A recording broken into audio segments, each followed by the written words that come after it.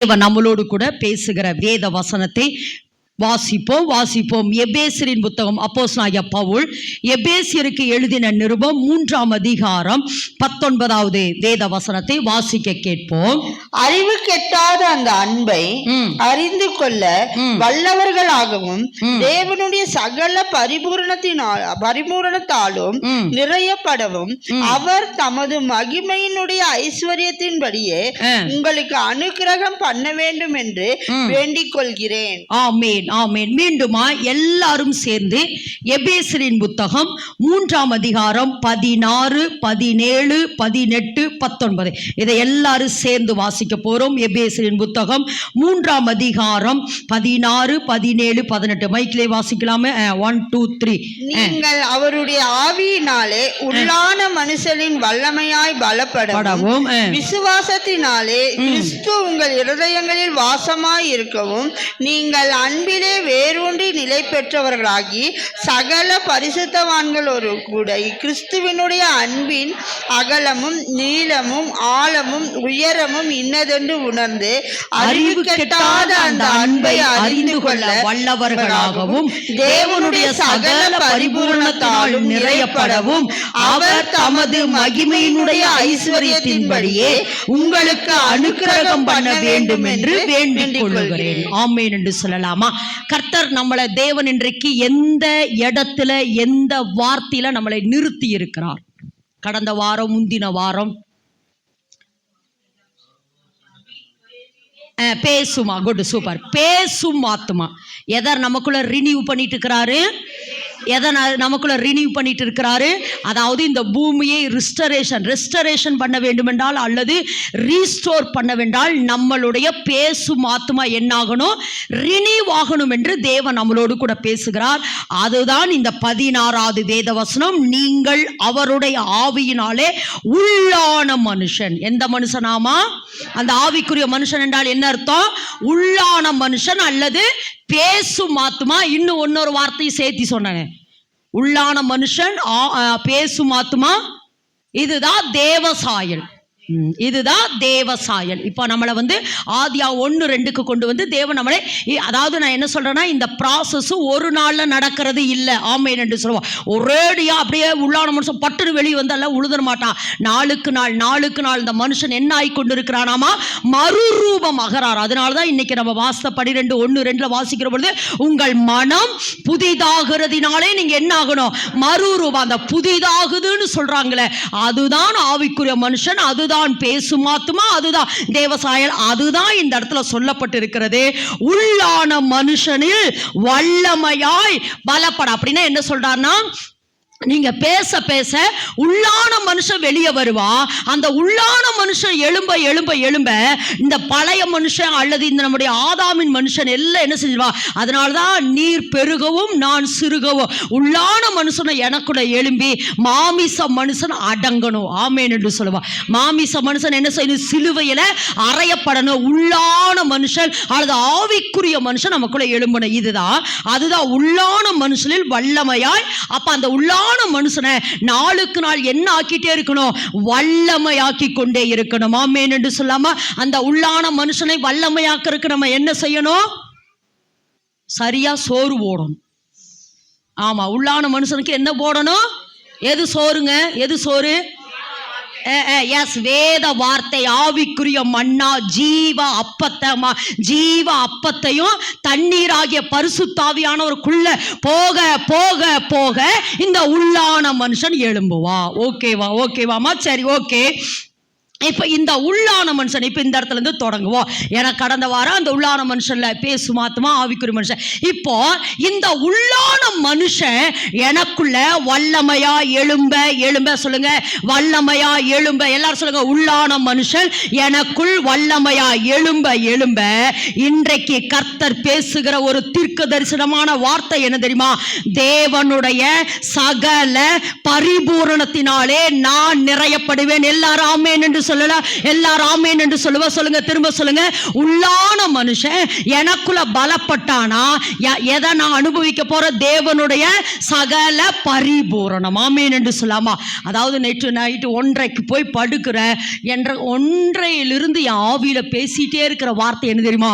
தேவனுடைய சகல பரிபூரணம். அதாவது நான் ஒரு மெசேஜ் எடுத்துட்டு போய் படுத்துட்டேன், காலையில் எந்திரிக்கிற பொழுது வேற மெசேஜ் ஆக்கிட்டாரோ, இதுலயே இதை வேற மாதிரி கொண்டு வந்தார். ஆமென் என்று சொல்லாமா? இதை எதுக்கு சொல்றேன்? எல்லாரும் இன்னைக்கு உங்களுக்கு கர்த்தர் தீர்க்க தரிசனமாய் சொல்லுகிற வார்த்தை அப்படின்னா நான் ஆவியில விசுவாசிக்கிறேன். உங்க உள்ளான மனுஷன் வந்துட்டா, உங்க உள்ளான மனுஷன் வெளியே வந்துட்டாரு. எல்லாரும் சொல்லுங்க, எனக்குள்ள உள்ளான மனுஷன் வெளியே வந்துட்டாரு. எனக்குள்ள உள்ளான மனுஷன் பலப்பட ஆரம்பிச்சுட்டாரு. அந்த உள்ளான மனுஷன் எனக்குள்ள பலப்படுறாரு.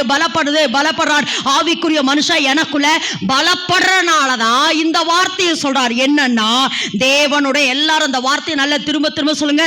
தேவனுடைய சகல பரிபூரணத்தினால் நான் நிறையப்படுவேன். தேவனுடைய, நல்ல அந்த வார்த்தையை 3 முறை சொல்லுங்க. தேவனுடைய சகல பரிபூரணத்தினால் நிறையப்படுவேன். தேவனுடைய சகல பரிபூரணத்தினால் நிறையப்படுவேன். எல்லாரும் சொல்லுங்க அந்த வார்த்தையை திரும்ப சொல்லுங்க. சகல சொல்லுங்க. சகல, இன்னும் அழுத்தி அந்த வார்த்தை சொல்லுங்க. தேவனுடைய சகல பரிபூரணத்தினால் நான் நிறையப்படுவேன். அப்படின்னா இதனுடைய இன்டர்பிரேஷன் இன்னும் எப்படி சொல்லப்படுகிறதுனா, தேவனுடைய முழுமையை இனி நான் பார்க்க போறேன். எல்லாரும் ஆமென் என்று சொல்லுவா. இன்னும் சொல்ல, தேவனுடைய முழுமையை இனி நான் அனுபவிக்க போறேன். எல்லாரும் ஆமென் என்று சொல்லுங்க. தேவனுடைய முழுமையை நான் இனி பெற்றுக்கொள்ள போகிறேன் அப்படின்னு சொல்லலாம். இல்லைனா தேவனுடைய முழு ஆசீர்வாதத்தை, எல்லாரும் ஆமென் என்று சொல்லுங்க. தேவனுடைய முழு, நல்ல அந்த வார்த்தையை திரும்ப சொல்லாமா? தேவனுடைய, இன்னும் உற்சாகமா? தேவனுடைய, அதாவது என் வாழ்க்கையில இப்படி சொல்றேன், என் வாழ்க்கையில தேவனுடைய ஆசீர்வாதத்தை இன்னும் நான் 1% கூட பார்க்கல. அப்படியே நானே சொல்றேன், உங்களுக்கு சொல்றேன், தேவனுடைய ஆசீர்வாதத்தை நீங்க இன்னும் பார்க்கலாமா? அதாவது ஒரு முறை இஸ்ரவேல் ஜனங்கள் காடையை கேட்குறாங்க, எங்களுக்கு எப்படி வேணும், இறைச்சி வேணும் அப்படிங்கிற பொழுது, அதாவது கிட்டத்தட்ட 50 கிலோமீட்டர் பக்கம் அந்த காடைகளை கொட்டி வச்சிருந்தாராமா. ஆமாம், ஒரு நாள், குட், யார் சொன்னீங்க? ஒரு நாள் பிரயாணமாய், ஒரு நாள் ஒரு 50 கிலோமீட்டர்னு வைங்களேன், ஒரு நாள் பிரயாணமாக போகிற அளவுக்கு அவ்வளோ 2.5 முழ உயரத்துக்கு காடைகள் இருந்துச்சு. எதுக்கு இதை சொல்ல? இதெல்லாம் எங்கேருந்து வந்துச்சுங்க? நம்ம 1 கிலோ சிக்கன் இருக்கிறதுக்கு திண்டாடுறோம், தடுமாறுறோம். ஆனா தேவன் என்ன செஞ்சாரா? ஒரு நாள் பிரயாணமாக இஸ்ரவேல் ஜனங்களுக்கு எதை கொடுத்தாரா? காடை. ஒன்று. 2வது, அந்த போன வாரம் நம்ம தியானிச்சோம், அந்த கண்மலை, அந்த உருண்டு வந்த கண்மலை, அத்தனை புருஷர்கள் மாத்திரம் 6 லட்சம்னா, அப்போ கிட்டத்தட்ட 20 லட்சம் ஜனங்களுக்கு தேவையான கண்மலையிலிருந்து தண்ணீர் புறப்பட்டுச்சு. அவங்களுக்கு மட்டுமா? என்னது, அவங்க நினைச்சு பாருங்க, அவங்க குளிச்சு துவைச்சு அடுத்த ஆடு மாடு சமைச்சு. அப்ப எதுக்கு சொல்றேன்னா, அந்த கண்மலையிலிருந்து இஸ்ரவேல் ஜனங்களுக்கு அத்தனை தண்ணீர் தேவன் வரவைத்தார். மன்னாவை வரவைத்தார், காடைகளை வரவழைத்தார். அவர்களுக்கு இன்னது தேவை என்பதை அறிந்து எல்லாவற்றையும் கொடுத்தார். அதை வச்சுதான் சொல்றேன், 1% கூட நான் என்ன செய்யல, இன்னும் தேவனுடைய முழுமையான ஆசீர்வாதத்தை நான் பார்க்கல. நீங்க பார்த்தீங்களாமா? பார்த்துட்டீங்களா? இப்படியா? நல்லா சொல்லுங்க. ஆமா சொல்லுங்க. தேவனுடைய ஆசீர்வாதத்தை இன்னும் சொல்லுங்க. எல்லா ஆண்டவரே, நான் இதுவரைக்கும் பார்க்கல, இனி நான் பார்ப்பேன். சொல்லுங்க. தேவனுடைய முழுமையான, சொல்லுங்க, தேவனுடைய முழுமையான. சூரியனை பார்க்க முடியுதாமா? சூரியனை நம்மளால பார்க்க முடியுதா? அப்ப சூரியனையே பார்க்க முடியலையே. அப்ப நான் என்ன சொல்றேன்? தேவனுடைய அவ்வளவு மகத்துவங்கள். ஆமென் என்று சொல்லலாம். அப்ப இன்னைக்கு கர்த்தர் என்ன சொல்றாருன்னா, இன்னைக்கு ரேமா வார்த்தையாய் சொல்றார். அதாவது இன்னைக்கு கர்த்தர் நம்மளை இப்படி பிளஸ் பண்ண போறார். தேவனுடைய, சொல்லுங்க, தேவனுடைய எம்மேல தேவனுடைய சகல பரிபூரணம். சொல்லுங்க, தேவனுடைய சகல பரிபூரணம். தேவனுடைய அந்த இதுதான் உங்களுக்கு இன்றைக்கு கர்த்தர் தீர்க்க தரிசனமாய் சொல்லுகிற வார்த்தை. ஏன் தெரியுமா? உங்களுக்குள் இருந்து உள்ளான மனுஷன் எழும்பி இனி என்ன செய்யறான்? உள்ளான மனுஷன் பலப்பட தேவனுடைய சகல பரிபூரணத்தினாலும் தேவன் உங்களை என்ன செய்ய போறாரா? தேவன் உங்களை என்ன செய்ய போறாரா? நிரப்புவார். இப்படி சொல்ல, தேவனுடைய முழு ஆசீர்வாதத்தை இனி நீங்கள் பெற்றுக்கொள்ள போகிறீர்கள். எல்லாரும் ஆமென் என்று சொல்லாமா? இந்த வார்த்தையை எந்த சபைக்கு எழுதுகிறாரு பவுல்? எந்த சபைக்கு? எபேசு சபைக்கு எழுதுகிறார். இந்த வார்த்தையை பவுல் எபேசு சபைக்கு எழுதுகிறார். அதாவது எப்படிப்பட்ட ஒரு சிச்சுவேஷன் அப்படிங்கிறதுக்காக இதை சொல்கிறேன். அதாவது அந்த எபேசு சபையில் தான் 7 அதிசயங்களில் ஒரு பாகாலின் கோயில் அந்த எபேசு சபையில் இருந்ததா, அல்லது அந்த எபேஸில் இருந்தது. ஆமேன் என்று சொல்லலாமா?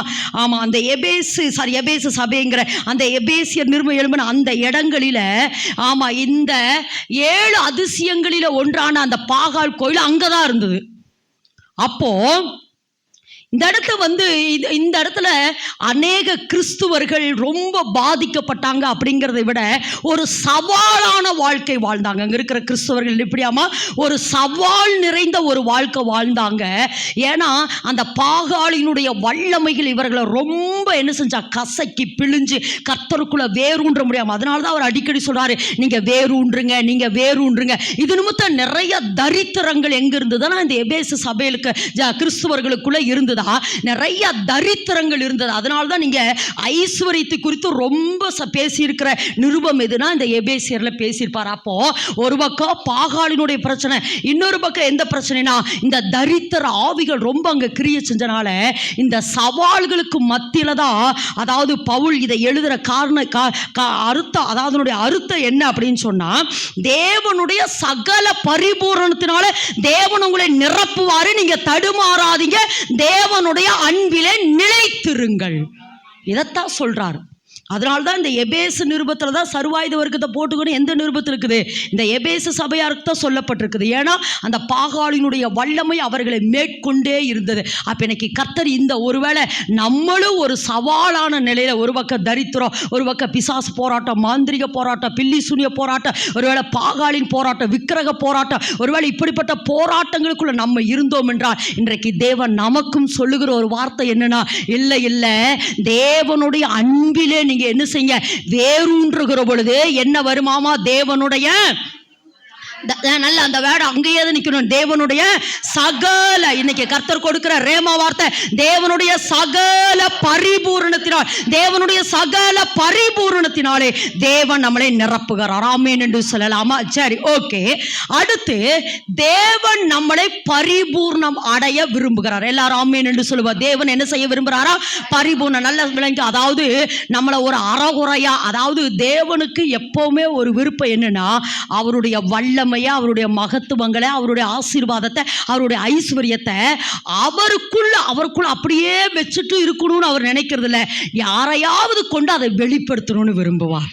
அதனால்தான் ஒருவனை தேடினேன் என்று சொல்றார். ஆமென் என்று சொல்லாமா? அதனால்தான் ஏசாயா சொல்றாரு, இஸ்ரவேலின் தேவனுக்கு நாங்கள் எப்படி இருக்கிறோம்? அற்புதங்களாகவும் அப்போ தேவனுடைய வல்லமைய, மகத்துவங்களை, அவருடைய அதிசயங்களை, அவருடைய ஆச்சரியமான காரியங்களை யாரையாவது கொண்டு கர்த்தர் வெளிப்படுத்தணும்னு நினைப்பாரு. தேவன் என்ன செய்யறாரா? யாரையாவது கொண்டு அவருடைய அற்புதங்களை, அதிசயங்களை வெளிப்படுத்தணும்னு நினைக்கிறார். அப்போ இந்த இடத்துல என்ன சொல்றாருன்னா, மகளே, ஏதோ கொஞ்சமா உன்னை ஆசீர்வதிக்கிறேன், அல்லது இதுவரைக்கும் தான் உன்னையே என்னால் ஆசீர்வதிக்க முடியும் அப்படின்னு பாதியில நம்மளை நிறுத்திவிட்டு ஓடி விடுகிறவர் அல்ல. ஆமென் என்று சொல்லலாமா?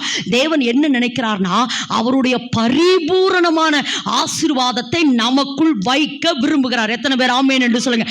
தேவனுடைய, நல்லா சொல்லுங்க, தேவனுடைய பரிபூரண, ஆமா, யோபு சொல்றார்களே, என் கூடாரத்தை விசாரிக்கிற பொழுது எதை காண மாட்டேன்? குறைவை காண மாட்டேன், ஒரு குறைவுமே எனக்கு இருக்காது. பவுல் ஒரு இடத்துல சொல்லுவார், வாசிங்க மக்கள், எதுலனா பிலிப்பியரா எடுப்ப ஒரு நிமிஷம். இந்த வசனம் எங்க இருக்கு? கிறிஸ்துவுக்குள் மகிமை, என்னுடைய குறைவுகள் எல்லாம் கிறிஸ்து இயேசுவுக்குள். தேங்க்யூமா, தேங்க்யூ. அதுக்கு மேலே 18வது வேத வசனம் வாசிங்க. எனக்கு எல்லாம் கிடைத்தது, பரிபூரணம் உண்டாயிருந்தது. என்ன சொல்றாரு? எல்லாம் எனக்கு கிடைத்தது. அடுத்து என்னது? நல்லா சொல்லுங்க. எல்லாம் பவுல் என்ன சொல்றாரு? எல்லாம் எனக்கு கிடைத்தது, பரிபூரணமும் உண்டாயிருக்கிறது. போதும். பவுல் என்ன சொல்றாருன்னா, எனக்கு எப்படி உண்டாயிருக்குது? பரிபூரணம். சொல்லுங்க. பவுலை குறித்து சொல்ற, நிறைய அவர் குறையில் இருந்தாரு, நிறைய பிரச்சனைக்குள் இருந்தாரு, போராட்டங்களுக்குள் இருந்தாரு. அவர் சரீர பிசிக்கலா அவருக்கு பிரச்சனை, சுத்தி இருக்கிற மனிதர்களால பிரச்சனை. ஆனா பவுல் என்ன சொல்றாரு? எல்லாம் எனக்கு கிடைத்தது. என்ன உண்டாயிருக்கிறது? பரிபூரணம். என்ன உண்டாயிருக்குதாமா? பவுல் குறைச்சல்னு சொல்றான். ஆனா பவுல் என்ன வார்த்தை சொல்றாரு? எனக்கு பரிபூர்ணம். அப்படின்னா என்னன்னா, இதை எதுக்கு சொல்றேன்னா, தேவன் நம்மளுடைய வாழ்க்கையில, சொல்லுங்க, தேவன் என்னுடைய வாழ்க்கையிலே அவருடைய பரிபூரணத்தை வெளிப்படுத்த விரும்புகிறார். எல்லாம் அந்த விசுவாசத்தோட அக்செப்ட் பண்ணுங்க. யார் கேட்கறீங்களோ இப்ப அது வரும். என்னுடைய வாழ்வில எல்லாம் என் கூடாரத்தை விசாரிக்கிற பொழுது குறைவே இருக்காது. ஐஸ்வர்ய குறை இருக்காது, ஆசீர்வாத குறை இருக்காது, சுக குறைவு இருக்காது, ஆமா, சமாதான குறைவு இருக்காது, சந்தோஷ குறைவு இருக்காது. என் வீட்டை விசாரிக்கிற பொழுது எனக்கு எல்லாம் நிறைவா இருக்கும், எனக்கு எல்லாம் நிறைவா இருக்கு, எனக்கு எல்லாம் நிறைவா இருக்கும்.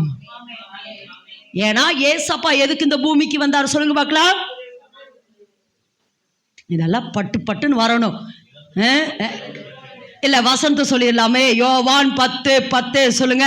ஆமா, திருடன் திருடவும், இதெல்லாம் ஆமா நுனியில் இருக்கணுமா இந்த வசனம் எல்லாம். திருடன் திருடவும் கொல்லவும் அழிக்கவும் வருகிறானே அன்றி வேறொன்றுக்கும் வரான். நானோ அவைகளுக்கு ஜீவன் உண்டாயிருக்கவும் அது பரிபூரணப்படவும். நல்லா நல்லா சொல்லுங்க. ஏசப்பா எதுக்கு இந்த பூமிக்கு வந்தார் என்றா, நான் பரிபூரணம் அடைய. இந்த வேகம் பார்த்தா நல்லா சொல்லுங்க. என்ன ஆமென்? அத சொல்லுமா, நான் பரிபூர்ணம் அடைய. சொல்லுங்க, நான் என்னைய பரிபூர்ணம் அடைய பண்ணுகிறதுக்கு தான் ஏசப்பா ஜீவனை கொடுத்தார். உங்க வார்த்தையினால மறுபடியும் சொல்லுங்க. நான் பரிபூர்ணம் அடைவதற்காகவே, நான் பரிபூர்ணம் அடைவதற்காகவே எனக்கு ஜீவனை கொடுத்திருக்கிறார். அந்த ஜீவன் என் வாழ்க்கையில என்ன ஆகணும்? பரிபூரணம். பரிபூரணமே பூரணங்கிறதே ஹை, பரிபூர்ணம் இன்னும் ஹை. ஆமேன் என்று சொல்லலாம். அப்ப என் வாழ்க்கையில இனி என்ன வரணும்? இது ரேமா வார்த்தை சொல்லிட்டே இருங்க. என் வாழ்க்கையில இனி பரிபூரணம். சொல்லுங்க, எல்லாம் என் கூடாரத்தை விசாரிக்கிற பொழுது குறைவே இருக்காது, குறைவே இருக்காது. எல்லாம் நிறைவா இருக்கு, எல்லாம் நிறைவா இருக்கு, எல்லாம் நிறைவா இருக்கு. யாக்கோபு சொல்றானே எனக்கு வேண்டியதெல்லாம் இருக்கிறது. யாக்கோபு சொல்றாரா, எனக்கு வேண்டியதெல்லாம் இருக்குது, எனக்கு வேண்டியதெல்லாம் இருக்குது. ஏசா கேட்குறேன், நான் உனக்கு ஏதாவது ஹெல்ப் பண்ணிட்டா, உனக்கு ஏதாவது நான் கொடுக்கட்டா? வேண்டாம் வேண்டாம், எனக்கு வேண்டியதெல்லாம் இருக்குது அப்படின்னு ஒரு சொல்கிற நாள் பக்கத்தில் கர முடியுமா? நீ ஒரு நாள் அப்படி சொல்லுவீங்க, நீங்கள் ஒரு நாள் அப்படி சொல்லுவீங்க, உங்களுக்கு வேண்டியதெல்லாம் இருக்குது, எனக்கு கூடாரத்தை விசாரிக்க ஒரு குறைவு இல்லைங்க, சூப்பராக இருக்கிறேன், நான் சூப்பராக இருக்கிறேன், நான் நல்லா இருக்கிறேன். சொல்லுமா, நல்ல சொல்லுங்க. உங்களுக்கு நீங்களே தீர்க்க தரிசனம். ஏன்னா உங்க ஆவிக்குரிய மனுஷன் இயேசுவின் நாமத்தில் கூடாரத்தை விசாரிக்கிற பொழுது குறைவு இருக்காது. கர்ப்பத்தின் கனியினால கர்த்தர் உன்னை ஆமா திருப்தியாக்க போகிறார். ஆமேன் என்று சொல்லாம. ஏன்னா ஆமா, எதுக்காக ஏசப்பா இந்த பூமிக்கு வந்தாரு அதை விசுவாசிங்க. அதுல அங்க நில்லுங்க. எதுக்காக வந்தாரு? நான் ஜீவன் உண்டாயிருக்கும், அந்த ஜீவன் பரிபூர்ணம். அப்ப என் வாழ்க்கையில என்ன வரணும்?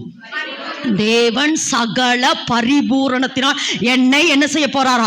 நிரப்ப போறார். வேதத்துல வாச உபாகமம் 28:11-30-9 வாசிக்கிற பொழுது 28:11 வேகமா 28:11 உனக்கு கொடுப்பேன் என்று கர்த்தர் உன் பிதாக்களுக்கு ஆணையிட்ட தேசத்தில் கர்த்தர் உன் கர்ப்பத்தின் கனியிலும் உன் மிருக ஜீவன்களிலும் பலனிலும் உன் நிலத்தின் கனியிலும் உனக்கு பரிபூரண பரிபூரணம். எனக்கு இந்த வார்த்தை சொல்லுங்க, பரிபூரணம். என்னுடைய வீட்டை விசாரிக்கிற பொழுது குறைவு இருக்காது.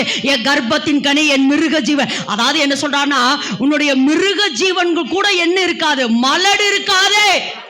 சொல்லுங்க, மிருக ஜீவனுக்கு அப்படி இருக்குன்னா நமக்கு கர்த்தர் அந்த ஆசீர்வாதத்தை கொடுக்கிறார். ஆமென் என்று சொல்லலாமா? ஆமென் என்று சொல்லலாமா? சகலமும் பரிபூரணப்பட்டிருக்கும்.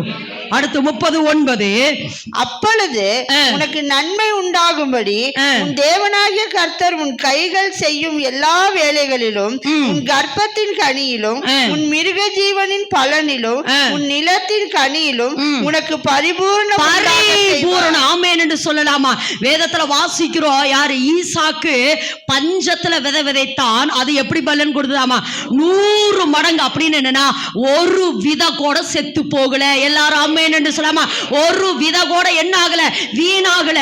அவன் எதை விதைத்தானோ அது 100 பலன் கொடுத்துச்சு.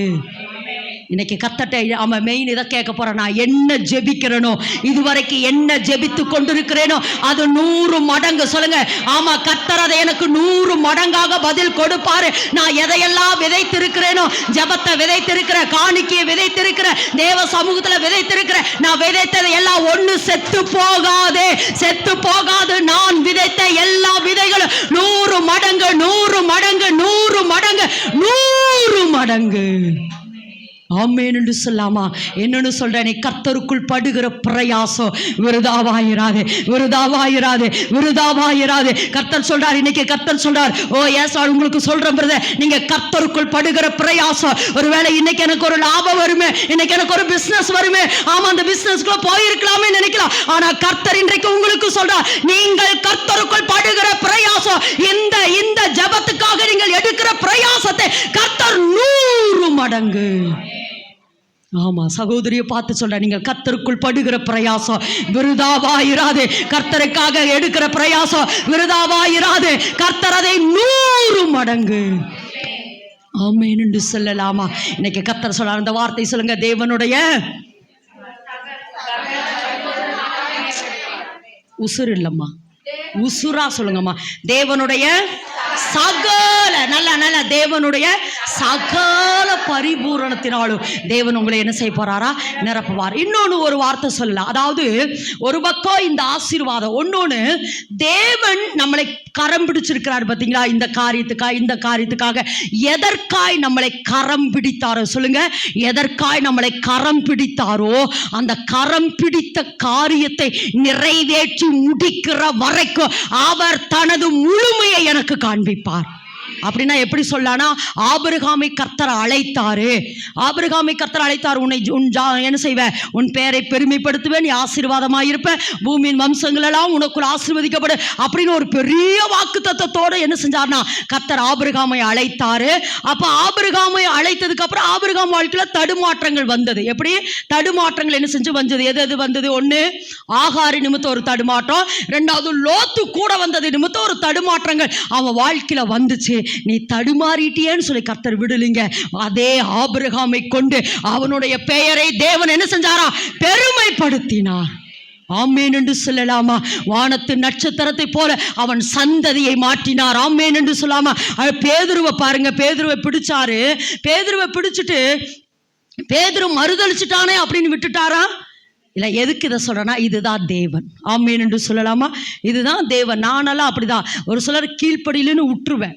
ஒரு சிலர் கீழ்ப்படின்னு ஒருத்தர் கூப்பிட்டு சொன்னாங்க, இவங்களுக்கு ரொம்ப உடம்பு சரியில்லைங்க, கொஞ்சம் நீங்கள் அவங்களுக்கு கூப்பிட்டு ஜோம் பண்ணலாமல அப்படின்னு. நான் எத்தனையோ முறை போராடிட்டேங்க. அப்படிதான் சொன்னேன். எத்தனையோ முறை அவங்களுக்காக தரப்பல நின்று என்ன செஞ்சேன், போராடினேன். சொன்னதை கேட்காதவங்ககிட்ட எத்தனை நாளுங்க போராடுறதுன்ட்டு விட்டுட்டேன் பிரதர் அப்படின்னு சொல்லிட்டேன் நான் அவர்கிட்ட. இதை எதுக்கு சொல்கிறேன்னா, இது ஜாக்லின். ஆனால் தேவன் எப்படி தெரியுமா? மறுதளிச்சிட்டியே பேதுருவே அப்படின்ட்டு என்ன செய்யற விடலை, மறுதளிச்சிட்டியே பேதுருவேன் விடல. மறுபடியும் தேவன் பேதுருவை தேடி போய், பேதுருவே நீ என்னை நேசிக்கிறாயா, பேதுருவே நீ நேசிக்கிறாயான்னு மறுதளித்து சபித்த நல்ல ஒரு அந்த வார்த்தை சபித்த பேதுருவை 3000க்கு 5000க்கு தேவன் ஆசீர்வாதமாய் மாற்றினான். இதுதான் தேவனுடைய முழுமை. இதுதான் தேவனுடைய முழுமை. நம்ம விழுந்துட்டோம் அப்படின்ட்டு ஆண்டவர் ஏறி மிதிச்சு போய் இன்னொரு மனுஷனை தேர்ந்தெடுக்கிறது இல்லை, நம்மளையே தூக்கி எடுக்கிறவர். ஆமென் என்று சொல்லலாமா? நம்மையவே தூக்கி எடுத்து அடிச்சாவது எப்படி கொட்டியாவது நம்மளை மறுபடியும் என்ன செய்யறாரா? நிலை நிறுத்துகிறவர். ஆமென் என்று சொல்லாமா? அதுபோல இஸ்ரவேல் ஜனங்களுக்கு கர்த்தர் வாக்குத்தத்தம் கொடுத்தாரு. எதை சொன்னாரு? கானான்ல கொண்டு போய் சேர்ப்பேன்னு. அவர்களுடைய முறுமுறுப்பு அல்லது அவர்களுடைய வார்த்தையினாலதான் விழுந்தாங்களே தவிர தேவன் ஒருபோது அந்த வாக்குத்தத்தத்தை மாறவில்லை. ஆமென் என்று சொல்லாமா? சொன்ன தேவன் எங்க போய் சேர்த்தாரு? கானான் தேசத்தில் கொண்டு போய் அவர்களை என்ன செஞ்சாரா?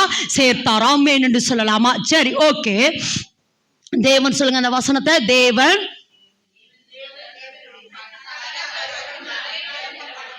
இன்னும் இப்படி பால் போட்டோன்னு வரணும் இல்லைம்மா? அதாவது நீங்க எந்த அளவுக்கு சொல்றீங்களோ அந்த அளவுக்கு உங்களுக்கு அப்படியே ஓப்பன் ஆகுதுன்னு அர்த்தம். ஆமென் என்று சொல்லி திரும்ப சொல்லுங்க. தேவன் என்னை சகல பரிபூரணத்தினாலே நிரப்புவார். அப்படின்னா தேவனுடைய முழுமையான ஆசீர்வாதம். இனி நான் தேவனுடைய முழுமையான ஆசீர்வாதத்தை பார்க்க போறேன். அப்ப அவருடைய முழுமைதான் என்னன்னா, அழைத்த தேவன் உண்மையுள்ளவர். ஒருபோது அதாவது நீ இல்லைய மகளே அப்படின்ட்டு உன்னை தாண்டி வேற ஒருத்தட்ட நான் போயிருவேன் அப்படின்னு போகிறவர் அல்ல, என்னையவே மறுபடியும் தூக்கி நிறுத்துகிறவராயிருக்கிறார். ஆமென் என்று சொல்லலாமா? ஆமென் என்று சொல்லாமா? சரி, இதுலயும் பாருங்க, நான் என்ன செய்து கர்த்தரை கொடுத்துறாரு. இதுலயும் ஒரு 7 காரியத்தை கொடுத்தார். 7 காரியத்துல அவர் முழுமையா இருக்கிறார். எல்லாரும் ஆமென் என்று சொல்லுவோம். எத்தனை காரியம்? 7 காரியத்துல. ஒண்ணு, அவர் ஆசீர்வாதத்தில் முழுமையா இருக்கிறார். ஆமென் என்று சொல்லாமா? அவர் எப்படிப்பட்டதாமா? ஆசீர்வாத ஆசீர்வாதத்தில் அவர் முழுமையா இருக்கிறாரு, அடுத்து அன்பில் அவர் முழுமையா இருக்கிறாரு, அடுத்து பரிசுத்தத்தில் அவர் முழுமையா இருக்கிறாரு, வல்லமையில் அவர் முழுமையா இருக்கிறாரு, ஞானத்தில் அவர் முழுமையா இருக்கிறாரு, விசுவாசத்தில் அவர் முழுமையா இருக்கிறாரு, அடுத்து பிரசன்னத்தில் முழுமையா இருக்கிறார். ஆமென் என்று சொல்லலாமா? இந்த 7 காரியத்தில் அவர் எப்படிப்பட்டவரா இருக்கிறாராமா? திரும்ப சொல்லுங்க, 7 காரியத்தில் அவர் எப்படிப்பட்டவரா இருக்கிறாரா? முழுமையா இருக்கிறார். அதாவது இப்படி சொல்லாம, அதாவது இந்த முழுமையை நான் அப்படியே சொன்னேன், தேவன் அவருடைய வல்லமையை தனக்குள்ளேயே வச்சுக்கணும்னு விரும்புகிறவர் அல்ல. அவர் என்ன செய்யறாரு? மனுஷன் வழியாய் தன்னுடைய வல்லமையை, இந்த 7 காரியத்தை சொல்வ, தன்னுடைய ஆசீர்வாதத்தை, தன்னுடைய அன்பை, தன்னுடைய பரிசுத்தத்தை, தன்னுடைய வல்லமையை, தன்னுடைய ஞானத்தை, தன்னுடைய விசுவாசத்தை, தன்னுடைய பிரசனத்தை ஜனங்களுக்குள்ள, தேசங்களுக்குள்ள கடத்த விரும்புகிறார். ஆமென் என்று சொல்லலாமா? அதுக்கு ஒரு மனுஷன் தேவை. ஆமென் என்று சொல்லுவோம். முதல் பாயிண்ட் சொல்லுங்க, தேவன் இன்னும் வல்லமா துடிப்பா வரமாட்டேங்குது பாருங்க இன்னும். அப்படின்னா உள்ள போகலின்னு அர்த்தம். நல்லா அது, ஏன்னா இதுதான் தீர்க்கதரிசனம். சொல்லுங்க, தேவன் சகல பரிபூரணத்தினால என்னை நிரப்பி இருக்கிறார், அவருடைய முழுமையை என் வாழ்க்கையில நீ வெளிப்படுத்த போறான். இப்ப பாருங்கன்னா, ஆசீர்வாதத்தை கர்த்தர் வெளிப்படுத்தினார். அதாவது ஆபிரகாமை கர்த்தர் என்ன செஞ்சாரு? ஆபிரகாம் இடத்துல கர்த்தர் தந்த ஆசீர்வாதத்தை வெளிப்படுத்தினார். ஆபிரகாம் கிட்ட வெளிப்படுத்தினார், ஈசாக்கு கிட்ட வெளிப்படுத்தினார், யாக்கோபு கிட்ட வெளிப்படுத்தினார், அடுத்து யோசேப்பு கிட்ட வெளிப்படுத்தினாரு. ஆமா, எப்படி அவர் சீமானா இருந்தா, யாக்கோபு எப்படி இருந்தா, சாரி ஆபிரகாம் எப்படி இருந்தாரு? சீமானா இருந்தா. ஈசாக்கு வர வர ஐஸ்வர்யவானாகி மகா பெரியவனானால் அவனுக்கு ஆட்டு மந்தையும் பெருகினது. யாக்கோபை குறித்து எப்படி சொல்றது?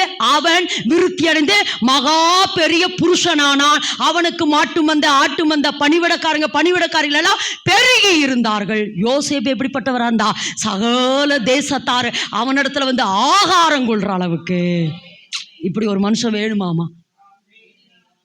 நான் நினைச்சேன் நீங்க ஆணுக்கிறேன்னு சொல்லுவீங்க நினைச்சேன். சொல்லுங்க ஆமே.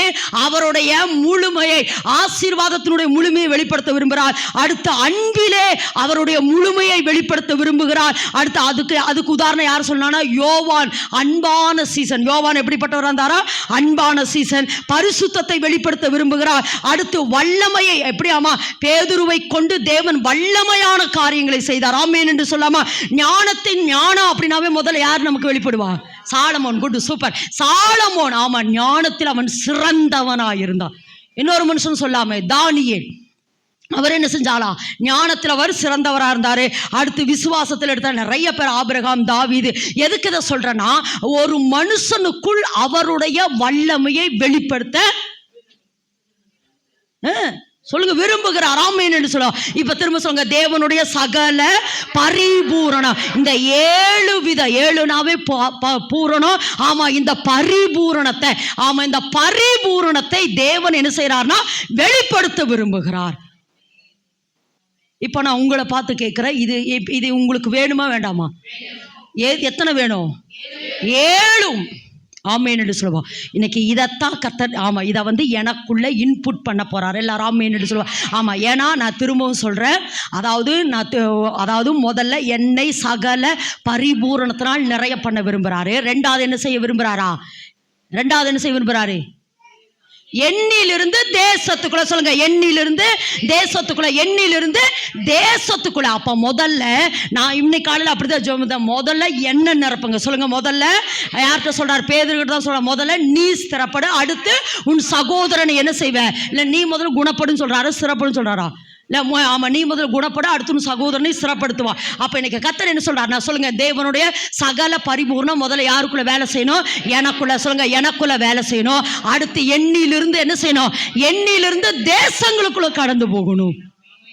அதாவது இந்த 7மே, அதாவது இதெல்லாம் ஒன்னொன்னுக்கும் ஒவ்வொரு மனுஷனும் சொன்னோம். ஆனா இந்த 7மே ஒரு மனுஷனுக்குள்ள வேலை செஞ்சு. அது யாரு? பேதுரு. சொல்லுங்க, இந்த 7 அதாவது எப்படி சொல்லலாம்னா, பழைய ஏற்பாட்டின் காலத்துல பாத்தீங்கன்னா ஆசீர்வாதம்னு கேட்டா ஆபிரகாம், ஈசாக்கு, யாக்கோபு இவங்க வாழ்க்கையில எல்லாம் எதுதான் வெளிப்பட்டுச்சு? வல்லமை வெளிப்பட்டுச்சு அவங்க வாழ்க்கையில. ஆசீர்வாதம், ஐஸ்வர்யம் எல்லாம் வெளிப்பட்டுச்சு. ஆனா நமக்கு ஆசீர்வாதமும் வேணும், வல்லமையும் வேணும். ஏன்னா இப்போ ஒரு பக்கம் நமக்கு வந்து ஆசீர்வாதம் இருந்தால் தான் தேசத்துக்காக இப்படிப்பட்ட கூட்டங்களை நடத்தி ஆமாம் இப்படி பணங்களை செலவு பண்ணி ஆசீர்வாதம் இருந்தால் தான் இதை நம்ம செலவு பண்ண முடியும். அதோடு சும்மா ஆசீர்வாதம் மட்டும் இருந்தால் போதுமா? என்ன வேணும்னா தேசத்துக்குள்ளே போகணும்னா என்ன வேணும்? எனக்கு வல்லமை வேணும். இந்த ரெண்டுமே யாருடைய வாழ்க்கையில வெளிப்படுச்சுன்னா பேதுருனுடைய வாழ்க்கையில். அப்போ இன்னைக்கு பேதுருவை போல நம்மளை ஒப்பு கொடுக்கிறவளா இருக்கும். ஆமேன் என்று சொல்லாமல், அதாவது பேதுருனுடைய வாழ்க்கையில் ஆசீர்வாதம் முதல்ல எப்படி வெளிப்பட்டுச்சு அப்படின்னா, ஒரு இடத்துல ஏசப்பா என்ன செய்கிறார், லூக்கா 5ஆம் அதிகாரத்தில் வாசிக்கிற பொழுது என்ன செய்கிறார், ராம் முழுவதும் அவர் பிரயாசப்பட்டு, அதாவது இந்த பேதுருனுடைய பிகினிங்கிலிருந்து சொல்கிற பேதுருனுடைய பிகினிங் எப்படி இருந்துச்சுன்னா, இரவெல்லாம் பிரயாசப்பட்டு, சொல்லுங்க இரவெல்லாம் பிரயாசப்பட்டு ஒன்றும் அகப்படவில்லை. சொல்லுங்க ஒன்று அகப்படாம இனி அடுத்து நான் எங்க தான் போகணும்னு நினைச்சிட்டு இருக்கிறா, வீட்டுக்கு போகணும்னு வலைகளை இவர் என்ன பண்ணிட்டு இருக்கிறாரு, அலசி கொண்டிருக்கிறார். இந்த மனுஷனை ஆரம்பிக்கிற பொழுது எப்படி ஆரம்பிக்கலானா, தோற்று போன மனுஷன். ராம் முழுவதும் பிரயாசப்பட்டு, சொல்லுங்க ராம் முழுவதும் பிரயாசப்பட்டு ஒன்றும் அகப்படாமல் தோற்று போன மனுஷனுடைய வாழ்க்கையில தான் தேவன் அந்த படகில் ஏறினார். ஆமென் என்று சொல்லலாமா? தோற்று போய் இனி அவளாதான் என் வாழ்க்கையில் ஒன்றுமே வரப்போகிறது இல்லை, இனி என் வாழ்க்கையில் ஆமாம் நான் வெறுமையான படகு, இனி வீட்டுக்கு போகிறதான்னு சொல்லிட்டு வலைகளை அலசி கொண்டிருக்கிற பொழுதுதான் ஏசப்பா என்ன செய்கிறாரா, பேதுரு அங்கே அந்த கடற்கரையிலே நின்ற 2 படகுகளில் ஏறினார். அதில் ஒன்று யாருடையதாக இருந்தது, பேதுருனுடையதாக இருந்தது. பாருங்க, ஏசப்பா ஒரு மனுஷனுக்குள்ள டக்குன்னு உள்ள வரல. ஏசப்பா ஒரு மனுஷனுக்குள்ள அந்த பகுதியை எடுத்துக்கவங்களுக்குள்ள லூக்கா எழுதுற சுவிசேஷம் 5ஆம் அதிகாரத்தில் அந்த பகுதியில் பாருங்க, அந்த வாசிங்க பார்க்கலாம். 5ஆம் அதிகாரம் 1-2 வேகமா. பின்பு அவர் கெனசரேத்து கடல் அருகே நின்ற போது திரளான ஜனங்கள் தேவ வசனத்தை கேட்கும்படி அவரிடத்தில் நெருங்கினார்கள். அப்பொழுது கடற்கரையிலே நின்ற 2 படகுகளை கண்டார். மீன் பிடிக்கிறவர்கள் அவைகளை விட்டிறங்கி வலைகளை அலசி கொண்டிருந்தார்கள். அலசி கொண்டிருந்தார்கள். அடுத்து அப்பொழுது அந்த படகுகளில் ஒன்றில் ஏறினார். அது சீமோனுடையதா இருந்தது. அதை கரையிலிருந்து சற்றே தள்ளும்படி அவனை கேட்டுக்கொண்டு, இங்க பாருங்க, இங்க இந்த படகுல ஏறிட்டாரு. இப்ப ஏறிட்டாரு, எவ்வளவு டீசெண்டா பிஹேவ் பண்றாரு பாருங்க. ஏறிட்டுப்பா ஆழத்துக்கு போப்பா அப்படியெல்லாம் சொல்ல, சற்று கொஞ்சம் போப்பா அப்படிங்கிறார். கொஞ்சம் உன் படகை கொஞ்சம் சற்று தள்ளு என்று கேட்டுக்கொண்டார். என்ன செஞ்சார்னா, ஆமா கேட்கிறார். அப்படின்னு என்னன்னா, வாழ்க்கைக்குள்ள நான் வரலாமா? ஏன்னா இதுக்கப்புறம் இவனுக்கு என்ன வரப்போகுது, ஆசீர்வாதம் வரப்போகுது. வாழ்க்கை படகுல நான் ஏறிக்கலாமா அப்படின்னு என்ன செய்யறாரு, ஒரு ரெக்வஸ்டா கேட்கிறாரு. கேட்டுட்டு அந்த படகுல என்ன செஞ்சாராமா, ஏறிட்டாரு. கரையிலே சற்று தள்ளும்படி கேட்டுக்கொண்டார்.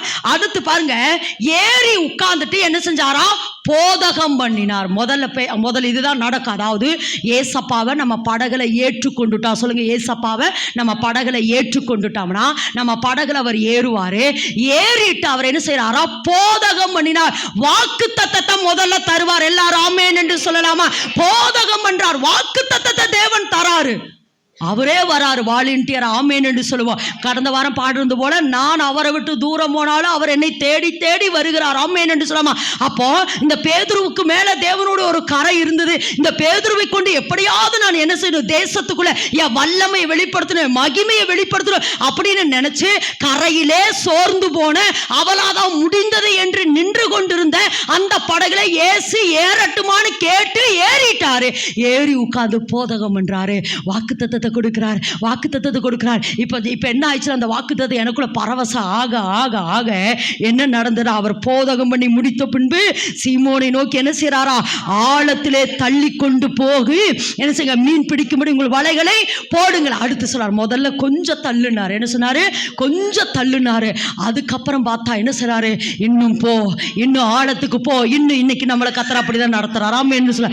என் லைஃப்ல சொன்னா முதல்ல கத்தர் கெஞ்சிதான் கூப்பிட்டாரு, இப்பெல்லாம் கடிந்து கொள்றார். ஆமா அப்படிதான். முதல்ல என்ன செய்வார்னா, வாப்பா உன்னை தவிர யாரும் இல்லை மகள், அப்படி இப்படி இல்லை நீதான், உன்னை தவிர நான் என்ன செய்ய மாட்டேன், வேற யாருக்கிட்டையும் போக மாட்டேன், நீதான். இது எதுக்கு சொல்றதுன்னா, முதல்ல ஆண்டவர் ரெக்வஸ்டா உள்ள வந்தாரு, என் படகுல ஏறினாரு, வாக்குத்தத்தத்தை கொடுத்தாரு. இப்ப நான் வாக்குத்தத்தத்தை பிடிச்சு ஜெபிக்க இன்னும் ஆழத்துக்கு போனேனா இனி மகிமை வெளியரங்கமாக, இனி மீன்களை பார்ப்பேன், இனி நீ ஆசீர்வாதத்தை பார்ப்ப. இன்னும் படகு ஆழத்துக்கு போ, கரையிலே நிக்காத, அல்லது சற்று தள்ளிட்டு நிக்காத, இன்னும் ஆழத்துக்குள்ள போக என்ன கிடைக்கும், மீன்கள். அப்படின்னு சொல்லிட்டு அடுத்து சொல்றாரு, உன் வலைகளை என்ன செய்ய போடுங்கிற பொழுது அவன் பேதுரு சொல்கிறான், ஆண்டவரே எனக்கு தெரியும், முழுவதும் நான் பிரயாசப்பட்டேன். ஏன்னா பேதுருவினுடைய ஒரு கேரக்டர் எப்படின்னு சொன்னால், பேதுரு ஒரு இடத்துல இருக்கிற பொழுது இந்த தண்ணியை மோந்து பார்த்து சொல்லிடுவார், இந்த இடத்துல இந்த மீன் இருக்குதுன்னு. அவ்வளவு மீன் பிடிக்கிறதுலே தேறினவனாக இருந்தான். அதனால தான் பாருங்கள், நிறைய பொறுப்புகளை கர்த்தர் பேதுருக்கிட்ட கொடுப்பார் தெரியுமா. அந்த பஸ்கா பண்டிகை ஆசரிக்கணும், நீ போய் என்ன செய்ய, இடத்தை ஆயத்தப்படுத்தணும், ஒரு இடத்துல கொடுப்பாரு. இன்னொருத்தர் என்ன, பரலோக ராஜ்யத்தினுடைய திறவுகளை யாருக்கு எழுத கொடுத்தாரு, பேதுருக்கு எழுத. அப்படி நிறைய இடங்கள்ல பார்த்தீங்கன்னா பேதுருவை கர்த்தர் விசேஷப்படுத்தி வச்சிருப்பார். அப்புறம் எங்கே போனாலும் பேதுருவை கூட்டிகிட்டு போகிறாரா, பேதுரு, யோவான், யாக்கோபு என்ன செய்கிறார், அந்த 3 இடங்களுக்கு கூட்டிகிட்டு போகிறார். எதுக்கு சொல்கிறேன்னா, பேதுருக்கு மேலே தேவன் ஒரு விசேஷித்த கரத்தை வைத்திருந்தா. ஏன் தெரியுமா, அவனிடத்துலேருந்து என் வல்லமையை, என் ஆசீர்வாதத்தை வெளிப்படுத்தணுங்கிறதுக்காக. ஆமேன் என்று சொல்லலாமா, ஆமேன் என்று சொல்லலாமா. அப்போ கர்த்தர் என்ன செஞ்சாருன்னா, ஏன்னா இதில் ஏன் முக்கியமான ஒரு காரியம் என்னன்னா, பேதுருவை பார்த்து என் பின்னே வான்னு சொன்ன உடனே பேதுரு என்னங்க செஞ்சாரு, அந்த மெயின் வார்த்தை, அந்த வார்த்தை மெயின் வார்த்தை சொல்லுங்க, வலைகளை விட்டு விட்டு. இப்போ கர்த்தர் சொல்றாருப்பா, உன் பிஸ்னஸ் எல்லாம் விட்டுரு, என் பின்ன வாப்பா. அப்படின்னா என் மனைவியை நான் எப்படி காப்பாற்றுவேன், என் கணவனை நான் எப்படி காப்பாற்றுவேன், ஊழியத்துக்கு வாமா அப்படின்னு சொன்னால் என் கணவனுக்கு யார் சாப்பாடு செஞ்சு விடுவா, என் பிள்ளைகளை யார் பாப்பா, சும்மா எப்போ பார்த்தாலும் ஊழியம் கூப்பிட்டு இருந்தீங்கன்னா. இப்படியெல்லாம் பேதுரு பேசலைங்க. ஆமேன் என்று சொல்லுவோம். பேதுரு என்ன செய்யல, இப்படியெல்லாம் ஒன்று சரித்திரம் எப்படி சொன்னால், பேதுருவினுடைய அதாவது அந்த குடும்பம் ஒரு பக்கம் அந்த தரித்திரம், 2வது நிறைய அந்த கடன்களுக்குள்ளே சிக்கி கொண்டிருந்ததான். எதுக்கு இதை சொல்கிறேன்னா, இந்த நிலையை பார்த்து தான் தேவன் பேதுருவை பிடித்து அந்த என்ன செஞ்சாரா, வலைகளை போடுங்கள் என்று சொன்ன பொழுது பேதுனுடைய அந்த என்ன செஞ்சாமா, வலை கிளியத்தக்கதாய் திரளான மீன்கள் வந்துச்சு. அந்த மீன்களை விற்று என்ன செஞ்சாரா, அத்தனை கடனை அடைச்சாராம். ஆமேன் என்று சொல்ல. எதுக்கு இதை சொல்றேன்னா, ஏசப்பா பின்னாடி நீங்க வந்துட்டீங்கன்னா உங்களுடைய எல்லா தேவைகளையும் சந்திக்கிறதுக்கு அவர் வல்லமையுள்ளவர். ஆமேன் என்று சொல்லாமா, ஆமேன் என்று சொல்லாமா, ஆமே. வலைகளை விட்டு விட்டு. இன்னொரு பேதுருக்கிட்ட நல்ல குணம் இருந்தது தெரியுமா, அப்படின்னா இயேசுவை காப்பாற்றணும்னே நினைச்சிருந்தார். பேதுருவை என்ன செஞ்சார், இயேசுவை காப்பாற்றணும்னு 2 இடத்துல நினைக்கிறார். எப்படின்னா, ஏசப்பாவை பிடிச்சிட்டு போகிற பொழுது பேதுரு என்ன செஞ்சார், இந்த முதலாம் முற்றத்தில் நிற்கிறாரா, அந்த அப்படின்னு என்னென்னா, நீங்கள் நினச்சி பாருங்கள், நமக்கு ரொம்ப நெருங்குன்னு சும்மா கூட்டிகிட்டு போனால், போலீஸ் ஸ்டேஷன் கூட்டிகிட்டு போனால் என்ன செய்வோம், நீ போப்பா நான் வீட்டுக்கு போகிறேன்ட்டு போவோம், என்ன நடக்குதோ என்ன நடக்குதோ. எதுக்கு இதை சொன்னால், அந்த ஏசப்பா மேலே வச்ச அந்த அன்புக்காக சொல்ல வரேன். அப்போ ஏசப்பாவை கூட்டிகிட்டு போகிற பொழுதெல்லாம் பேதுரு பின்னாடியே போகிறார். ஏசப்பாக்கு என்ன நடக்க போகுது, ஏசப்பாக்கு என்ன நடக்க போகுது, ஏசப்பாக்கு என்ன நடக்க போகுது. இவர் பயந்து மறுதளிச்சிட்டார். இவர் என்ன பண்ணிட்டாரு, பயந்து மறுதளிச்சிட்டாரு. 1. 2வது இடம், ஏசப்பாவை ஒரு மனுஷன், ஒரு போர் வீரன் வந்து ஏசப்பாவை பிடிக்கிற பொழுது இவர் என்ன பண்ணாரு, காதை வெட்டினா. அந்த மனுஷன் பேர் என்ன, மல்கூஸ். அந்த மனுஷன் பேர் மல்கூஸ் என்கிற மனுஷனுடைய காதை வெட்டினார். அப்படின்னு அதாவது பேதுருடைய கேரக்டர். ஏன்னா இதில் பேதுருடைய கேரக்டர் சொல்கிறேன். ஏன்னா மீன் பிடிக்கிறவங்க முதல்ல எதைத்தாங்க வெட்டுவாங்க, காதத்தை வெட்டுவாங்க. மீன் பிடிச்சிட்டு, ஏன்னா இது பேதுருடைய கேரக்டர். அது இவன் என்ன செஞ்சா, காதத்தான் வெட்டுனா. மீன் பிடிக்கிறவங்க மீன் நம்ம சுத்தம் பண்ணுறப்ப எதாங்க வெட்டுறோம், அந்த காதை வெட்டுறோமா, அதே போல இந்த பேதுரு ஏசப்பாவையா நீ பிடிக்கிறேன்னு ஓகி காதை வெட்டிட்டான். ஆமேன் என்று சொல்ல. இது எதுக்கு சொல்கிறேன்னா, இது பேதுருடைய கேரக்டர் இல்லை. இது ஒரு பக்கம் இருந்தாலும் கூட இன்னொரு பக்கம் என்ன சொல்கிறேன்னா, ஏசப்பாவை நான் நேசிக்கிறேன் என்பதுக்கு, அல்லது ஏசப்பாவுக்கு ஒரு காரியம் சொன்ன உடனே என்ன செய்யறா, பட்டயத்தை எடுத்துட்டா. ஒன்று சொல்லிட்டா, பட்டயம் ஏசப்பாவோட போடவனுக்கு எதுங்க பட்டயம், அப்போ உள்ளேயே பட்டயத்தை வச்சிருந்தார். ஆமேன்னு சொல்ல. ஒரு பக்கம் மைனஸ் இருந்தாலும் ஒரு பக்கம் ப்ளஸ். இதுக்கெல்லாம் காரணம் என்னன்னா, இயேசு கிறிஸ்து பேதுருவை ஒரு வித்தியாசமாய் பார்த்தார். ஆமேன் என்று சொல்லலாமா, ஆமேன் என்று சொல்லலாமா. அப்போ இந்த பேதுருவை கொண்டுதான் ஏசப்பா, இந்த இடத்துல நம்ம வாசிக்கிறோம், பேதுருக்குள்ள இத்தனை ஆசீர்வாதங்கள் இருந்தது. அதாவது ஆசீர்வாதத்தை, அதனால தான் சொல்ல வந்த, அப்ப வலை கிளியத்தக்கதாய் திரளான மீன்கள். அப்ப முதல்ல பேதுருவை கர்த்தர் ஆசீர்வதித்தார். அப்படிங்கிறத விட பேதுருவே நீ ஒரு மீனும் கூட அகப்படலன்னு நினைக்கிற, இல்ல அதாவது இன்னொன்று இதைத்தான் மெயினா சொல்ல வந்தேன். ஒன்னொன்னு என்ன தெரியுமா, மீன் பிடிக்கிறவங்க எப்பதான் பிடிப்பாங்க, நைட்டு தான் பிடிப்பாங்க. நைட்டு தான் மீன் நிறைய கிடைக்கும். ஒருவேளை பேதுரு இப்படி சொல்லியிருக்கலாம், ஆண்டவரே மீன் பிடிக்கிற எனக்கு தெரியாதா, நைட்டு தாங்க மீன் பிடிக்கும். இதன்னு நீங்க பகலை வந்து வலைய போடுறேன்னு சொல்றீங்க, வலைய போடுன்னு சொல்றீங்க, பகல என்ன வராது, மீன் வராதுன்னு எனக்கு தெரியாண்டவரே அப்படின்னால பேதுரு சொல்லல. என்ன சொல்லுகிறீர நான் கீழ்ப்படுகிறேன். அது பகலானாலும் சரி, அது மத்தியானமானாலும் சரி, நீர் சொன்ன வார்த்தையின்படி நான் வலையை போடுகிறேன் என்று சொல்லும்போது திரளான மீன்கள் ஆமேன் என்று சொல்லலாமா? ஆமேன். இதை பார்த்த உடனே பேதுரு அப்பாடா பரவாயில்ல, இவரோட கூட போன நிறைய என்ன வரும், மீன் கிடைக்கணும். எல்லாவற்றையும் விட்டு விட்டு என்ன செஞ்சாரா, எல்லாவற்றையும் விட்டு விட்டு பேதுரு என்ன செஞ்சா, ஏசப்பாவோட பின்னாடி வந்தார். ஆமென் என்று சொல்லலாமா? அப்ப பேதுருவுக்கு நல்லா தெரிஞ்சிச்சு. அதாவது இப்படி சொல்ல, தேவனுடைய சகல பரிபூரணத்தினாலே தேவன் என்னை ஆசீர்வதிக்கப்பட முடியும் என்று பேதுரு விசுவாசித்தார். அப்ப ஆசீர்வாதத்தை யாருடைய வாழ்க்கையில வெளிப்படுத்தினாரு? பேதுரு வாழ்க்கையில வெளிப்படுத்தினார். அடுத்து வந்தா அன்புல பேதுருவை, ஏன்னா பேதுரு அதனால அப்படியே சொன்ன அன்பிலே வெளிப்படுத்தினார். அப்படின்னு என்னன்னா, வலையை விட்டுட்டு வான்னு சொன்ன உடனே விட்டுட்டு வந்தார். யோசிக்கல, தன் குடும்பத்தை யோசிக்கல. பேதுருக்கு குடும்பம் இருந்ததா இல்லையா? இருந்துச்சு. ஏன்னா மாமி இருந்தாருனாவே இந்த இடத்துல இன்னொன்று சொல்றேன். பேதுரு வந்து வாங்க எங்க மாமி உடம்பு சரியாம இருக்கிறாரு, சுகமாக்கலான்னு கூப்பிட்டாரா பேதுரு கொண்டுனே ஏசப்பா இறங்கிட்டாரு. ஆமென் என்று சொல்லாம இது எதுக்கு சொல்றேன்னா, பேதுரு இயேசுவை நேசித்தார், இயேசுவும் பேதுருவை நேசித்தார். இதை எதுக்கு சொல்றேன்னா, தனக்காக கிரயம் பண்ற மனுஷனை, தனக்காக எல்லாவற்றையும் விட்டு விட்டு வருகிற மனுஷனை தேவன் ஒருபோது கைவிட மாட்டார். இம்மையிலும் மறுமையிலும் அவனுக்கு மிகுந்த ஆசீர்வாதத்தை தருவார். ஆமென் என்று சொல்லாமா?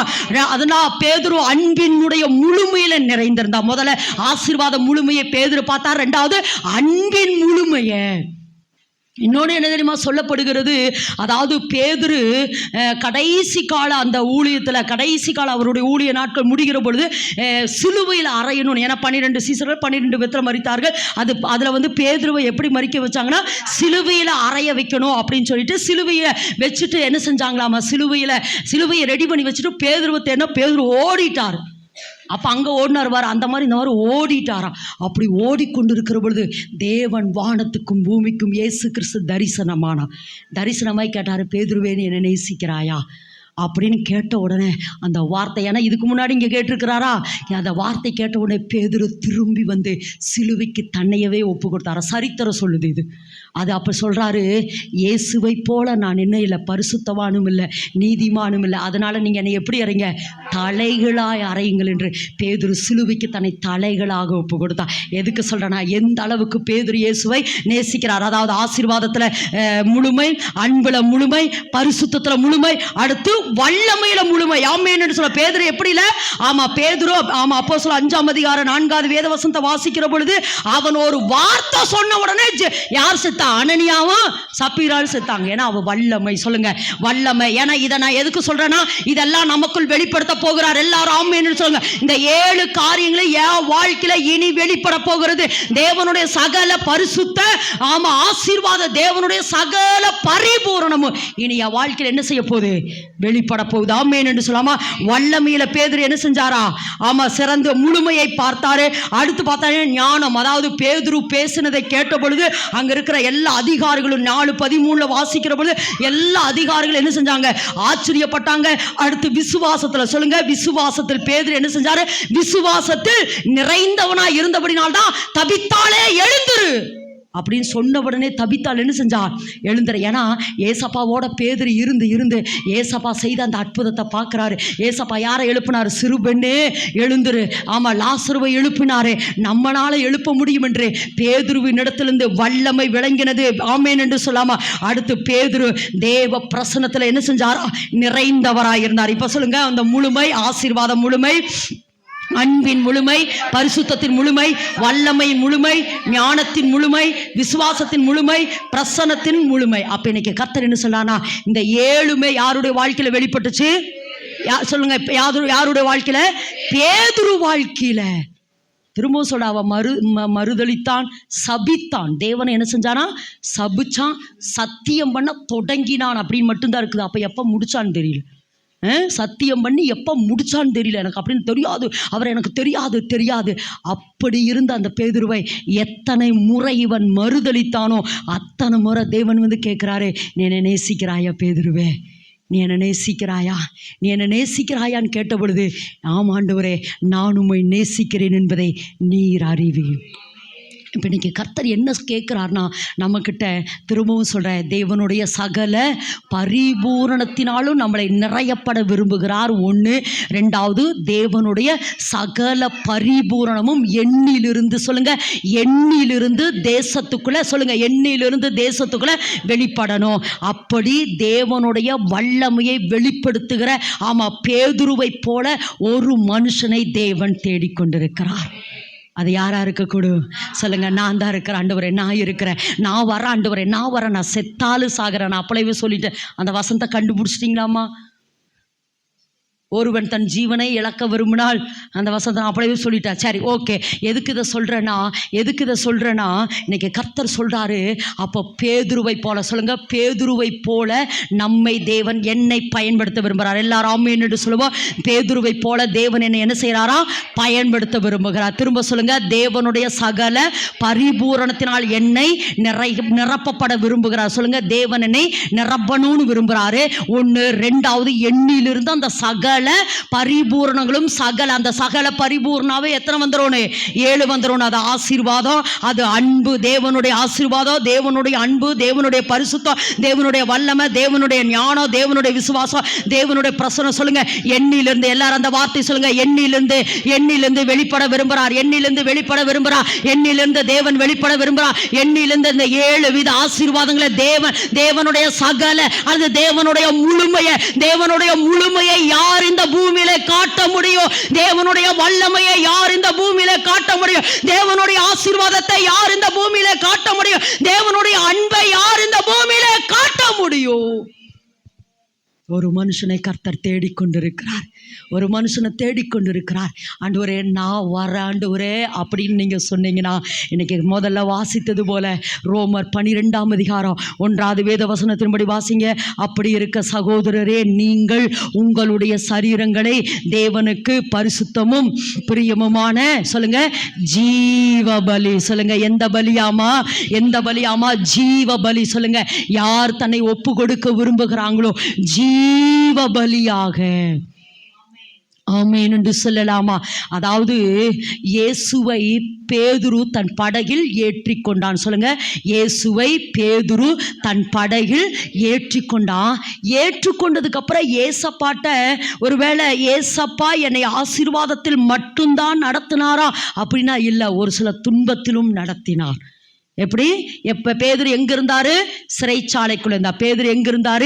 சிறைச்சாலை. அப்போ நான் இயேசுவை ஏற்றுக்கொண்டா என் வாழ்க்கையில் ஆசீர்வாதம் மட்டும்தான் வருமா அப்படின்னா கிடையாது. ஒரு சில நேரங்கள் எதுவும் வரும், சிறையிருப்புகளும் ஒரு சில நேரம் வரும், ஒரு சில நேரங்கள் உபத்திரமும் வரும், ஒரு சில நேரங்கள் வேதனையும் வரும், ஒரு சில நேரம். எதுக்கு இதை சொல்கிறேன்னா, ஏசப்பாவும் உங்கள் வாழ்க்கையில் உங்கள் படகுல ஏற்றுக்கொண்டுட்டீங்கன்னா அவர் உங்களை எப்படி நடத்துகிறாரோ அதற்கு உங்களை ஜீவ பலியாக ஒப்பு கொடுக்கணும். எப்படி நடத்தினாலும் சரி, என் படகுல யார் இருக்கிறா? ஏசு இருக்கிறா. என் படகுல யார் இருக்கிறா? ஏசு இருக்கிறார். ஏசப்பா என்னை எப்படி நான் ஒப்பு கொடுத்திருக்கிறேன்? ஜீவ பலியாக. எதற்காக ஒப்பு கொடுத்திருக்கிறேன்?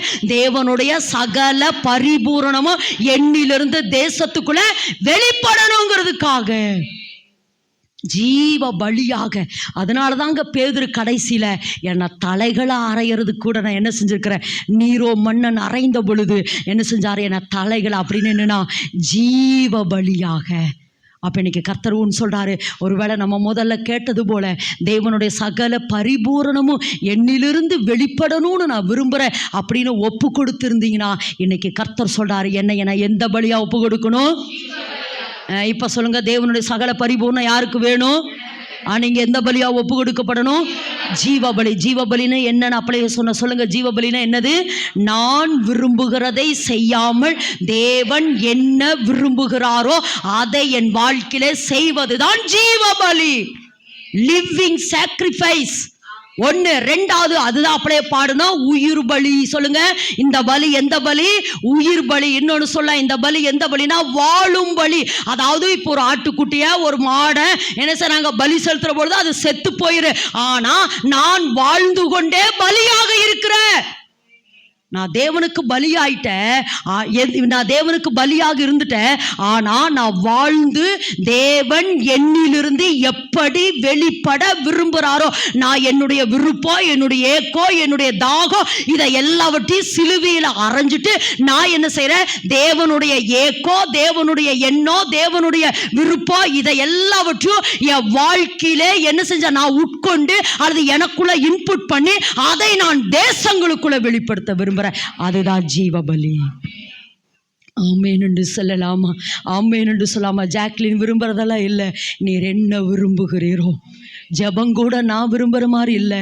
ஆமாம், ஜபங்கூட நான் விரும்புகிறேன். ஒரு சில நேரம் என்னை கடிந்து கொள்வார். சும்மா எப்போ பார்த்தாலும் உன்னுடைய வாய்ப்பாடாட்டம் உன்னுடைய ஜபத்தையே. ஏன்னா ஒரு சில இப்போ சின்ன பிள்ளையில போய் ஜபிக்க சொல்லுங்க, ஆண்டவரே நான் நல்லாக்கணும், எங்கள் அம்மா நல்லாக்கணும், எங்கள் அப்பா நல்லாக்கணும், என்ன சாப்பாடு தாங்க எனக்கு. அவ்வளோதான். இது யாருடைய ஜபம்? சின்ன பிள்ளைகளுடைய ஜபம் இல்லை. ஆண்டவரே நீர் என்ன. அதனால தான் அந்த அந்நிய பாஷையில் ஜெபிக்கிறது. நீங்கள் அந்நிய பாஷையில் ஜெபிக்கிற பொழுது ஆவியான ஒரு சில விண்ணப்பங்களை உங்களுக்கு தருவார். அதுதான் ஜபமா? ஆமென் என்று சொல்லலாமா? அதுக்காக உலகத்துக்கு மட்டும் நில்லு, உனக்கு தேவையானது ஒன்று நான் செய்ய மாட்டேன்னு ஆண்டவர் ஒருபோது இல்லை. முதல் பேதுருவின் வாழ்க்கை படகை நிரப்பினார். ஆமேன் என்று சொல்லாமா? ஏன்னா நம்மளுடைய கூடாரத்தை விசாரிக்கிற பொழுது என்ன இருக்கக்கூடாது? குறைவு இருக்கக்கூடாது. முதல்ல என் கூடாரத்தை நிரப்புகிறார். ஆமேன் என்று சொல்லாமா? எனக்கு வேண்டியபடி எல்லாம் செய்கிறார். ஆமா, கீழே நீங்க வாசிச்சீங்கன்னா அந்த வசந்த வாசிங்க பார்க்கலாம். அந்த வசந்த வாசிங்க எது? எபேசியர் 3ஆம் அதிகாரம் கீழே வாசிங்களே. அப்படி அறிந்து கொண்டு 19 வாசிங்க, அதுக்கப்புறம் 20 வாசிங்க. அறிவு கெட்டாத அந்த அன்பை அறிந்து கொள்ள வல்லவர்களாகவும் தேவனுடைய சகல பரிபூரணத்திலும் நிறையப்படவும் அவர் தமது மகிமையினுடைய ஐஸ்வர்யத்தின்படியே உங்களுக்கு அனுக்கிரகம் பண்ண வேண்டும் என்று வேண்டிக் கொள்கிறேன். எல்லாரும் சேர்ந்து வாசிங்க.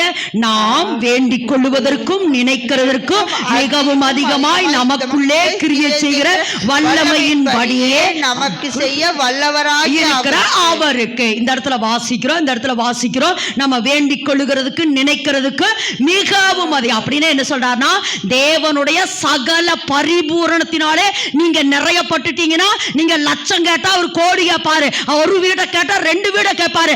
ஆசீர்வாதத்தை நீங்க கேட்கறதுக்கு, நீங்க வேண்டிக்கிறதுக்கும், நீங்க விரும்புகிறதுக்கும் மிகவும் அதிகமாய் சொல்லுங்க.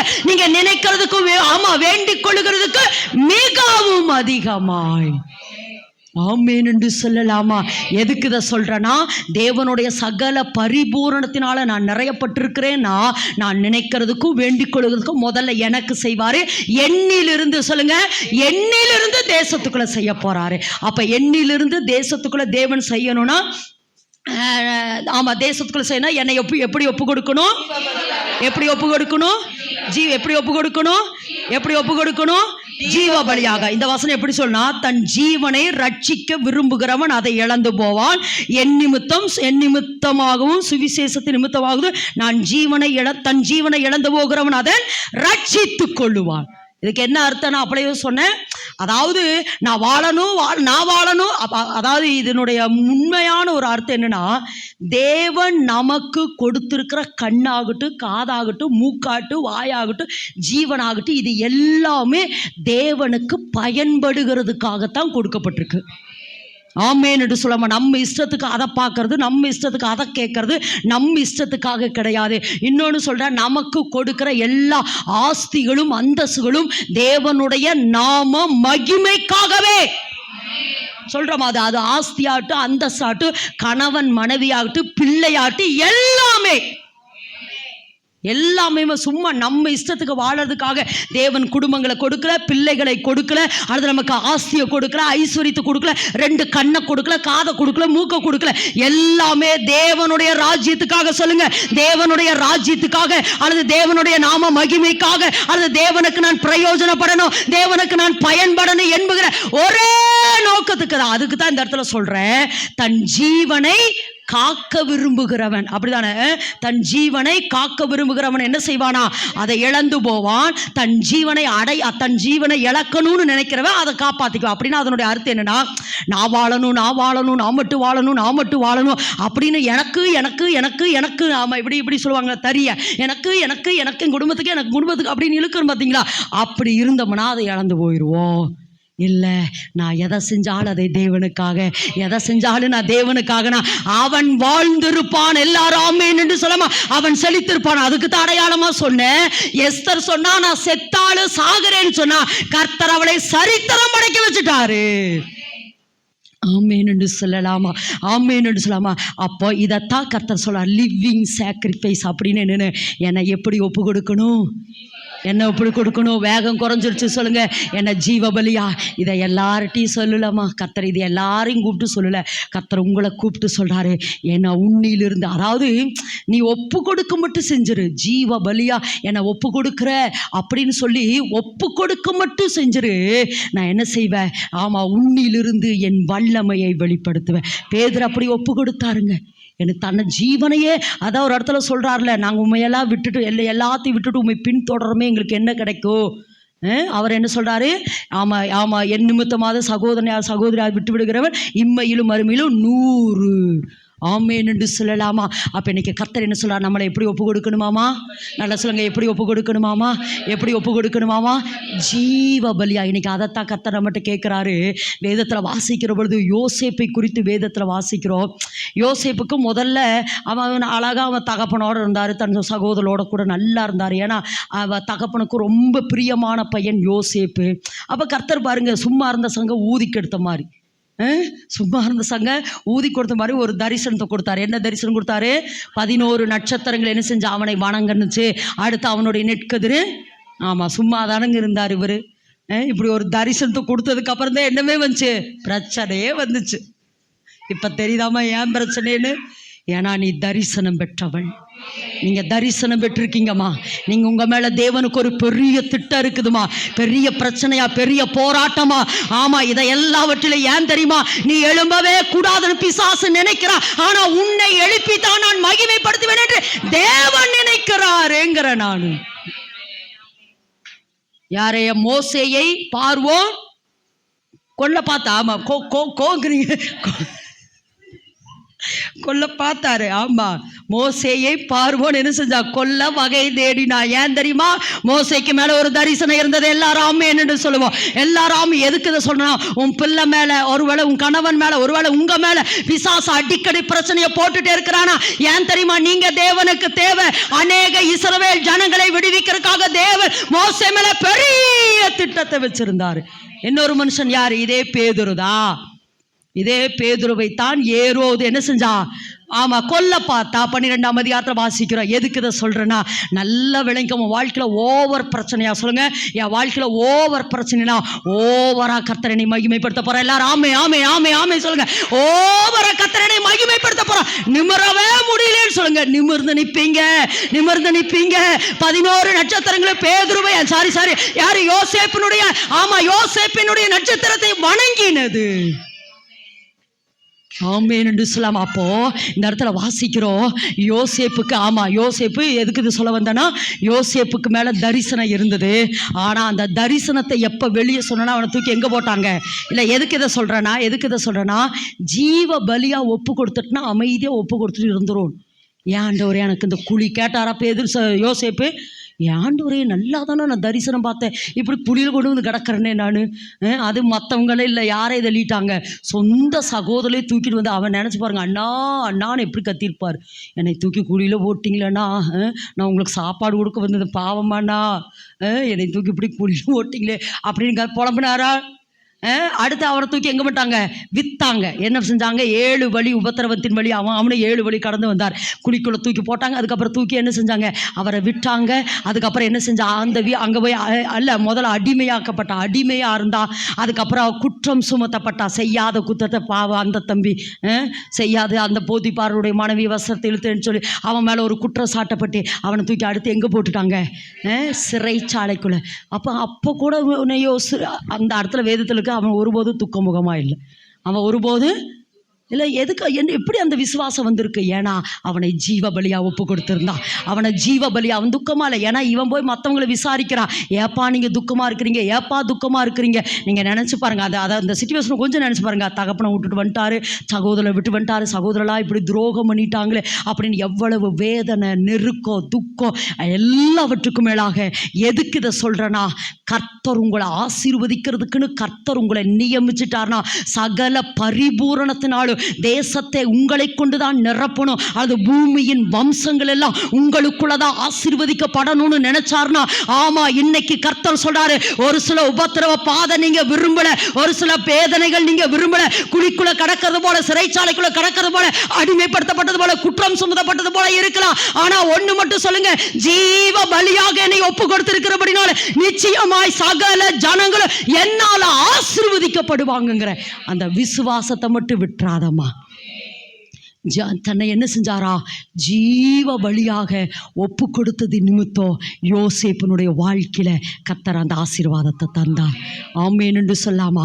ஒரே பாயிண்ட்ல சொல்லி முடிக்கிற, தேவனுடைய சகல பரிபூரணங்களும் உங்க வாழ்க்கையில ஒன்று வெளிப்படும். முதல்ல நீங்க கேளுமா, நான் அப்படித்தான் கேட்பேன். முதல்ல எனக்கு காட்டுங்க, அதுக்கப்புறம் நான் என்ன செய்கிறேன். ஆமாம், ஒரு நாள் அதிகாலையில் ஜோம் பண்ணிட்டு இருக்கிற பொழுது ரிஃப்ளெக்ஷன் அப்படின்னு சொன்னார். அப்படின்னா என்ன? ரிஃப்ளெக்ஷன் என்னது? பிரதிபலிப்பு. அதாவது ஆமாம், எனக்கு அந்த அப்போ அதுக்கப்புறம் நான் ரொம்ப அதை ஆச்சரியப்பட்டேன். ரிஃப்ளெக்ஷன் சொல்லிகிட்டே இருந்தார். அப்போ அது என்ன ஆண்டவர் அப்படின்னா, அவருடைய வல்லமை முதல்ல எண்ணில் அடிக்கணும், எண்ணிலிருந்து என்ன செய்யணும்? தேசத்துக்குள்ள நான் ரிஃப்ளெக்ஷனாக இருக்க போகிற தேசத்துக்கு சொல்லுங்க, நான் ரிஃப்ளெக்ஷனாக தேசத்துக்கு ஆண்டவர் என்னை பிரதிபலிக்க போகிறார். அவருடைய அன்பை, அவருடைய ஆசீர்வாதத்தை, அவருடைய ஞானத்தை, அவருடைய வல்லமையை, அவருடைய பிரசனத்தை, அவருடைய விசுவாசத்தை எண்ணிலிருந்து தேசத்துக்குள்ள நான் ஒரு ரிஃப்ளெக்ஷனாக இருக்க போகிறேன். எல்லாரும் ஆமேன் என்று சொல்லாமா? எல்லாரும் ஆமேன் என்று சொல்லாமா? அதுக்கு நீங்கள் ஆமாம், தேவனுடைய சகல பரிபூரணமும் முதல்ல என்ன செய்யணும்? எனக்குள்ள சொல்லுங்க, எனக்குள்ள என் சிறையிருப்பு மாறணும். சொல்லுங்க, என் சிறையிருப்பு மாறணும், என்னுடைய துக்கம் மாறணும், நான் இந்த தரித்திர நிலையிலிருந்து விடுதலையாக்கப்படணும். அடுத்து எண்ணிலிருந்து சொல்லுங்க, எண்ணிலிருந்து தேசத்துக்குள்ள வெளிப்பட போகிறது. ஆமேன் என்று சொல்லலாமா? ஆமேன் என்று சொல்லாமா? அப்போ ஆமா, தேவனுடைய சகல நான் நிறையப்படணும். சொல்லுங்க, நான் நிறையப்படணும். அடுத்து எண்ணிலிருந்து என்ன செய்யணும்? தேசத்துக்குள்ள பாயணும்னா இதுக்கு கர்த்தர் கேட்கிற ஒரே ஒரு பலி என்ன பலி? ஜீவ பலி. அப்படின்னா வாழும் பலி. சொல்லுங்க, வாழும் பலினா அப்படியே நான் சொன்னேன், சர்வாங்க தகன பலி. என் ஆவி, என் ஆத்துமா, என் சரீரம் எல்லாம் ஆண்டவரே நீர் எப்போ என்கிட்ட சொல்கிறீர சொல்லுங்க. ஆமாம், எத்தனை மணிக்கு நீ என்னை எழுப்பினாலும் நான் என்ன செய்கிறேன்? உங்கள் சமூகத்தில் வந்து நான் என்ன செய்கிறேன்? ஜெபிக்க வரேன்னு சொல்லி நான் விரும்புறது போல இல்லை. சொல்லுங்க, நான் விரும்புறது போல நீர் எனக்குள் என்ன செய்ய விரும்புகிறீர். ஆனால் ஒன்னே ஒன்று மட்டும் சொல்கிறேன், என்ன வாழ்ந்தாலும் சரி, ஜனங்களுக்காக நம்ம நிற்கிறோம் அல்லது ஜனங்களுக்காக திறப்பில் நிற்கிறோன்னா அல்லது ஜனங்களுக்காகத்தான் கர்த்தர் நம்மளை அபிஷேகம் பண்ணுறாருமா. வேற ஒன்றுமே இல்லைம்மா. ஏன் லைஃப்பில் சொல்கிறேன், நான் ஒரு நாள் இதை அடிக்கடி கொஞ்ச நாள் சொல்லிட்டே வந்து இப்போ விட்டுட்டேன். உங்களை எப்படி நேசிக்கிறார், ஜனங்களை எப்படி நேசிக்கிறார்னு என்னை உருக்கிறத வச்சு நான் தெரிஞ்சுட்டேன்னு சொன்னேன். ஆமாம் ஆமாம், உங்களை சொல்லுவார் ஜனங்களுக்காக. அப்போ சொல்லுவார், என்ன செய்ய, உன்னை தவிர எனக்கு வேறு ஒருவர் இல்லை மகளே. ஆமாம், அந்த ஒரு பாட்டு சொல்லுவேன், உண்மை இல்லாமல் எனக்கா யாருண்ட. எதுக்கு சொல்கிறேன்னா, என் ஜனங்க இப்படி கஷ்டப்படுறாங்க, இவ பாருங்க, சூசைட் ஆவி, விபத்தின் ஆவி, இதெல்லாம் ஜனங்கள் அப்படியே என்ன செய்கிற குடும்பமாக மரித்து போய் கொண்டிருக்கிறார்களே. இதையெல்லாம் சத்துருவின் பிடியிலிருந்து விடுதலையாக்கி, சத்துருடைய சதிகளிலிருந்து விடுதலையாக்கி என் ஜனங்களை நீ என்ன செய்யணும்? ராஜாக்களாகவும் ஆசாரியர்களாகவும் நிறுத்தணும்.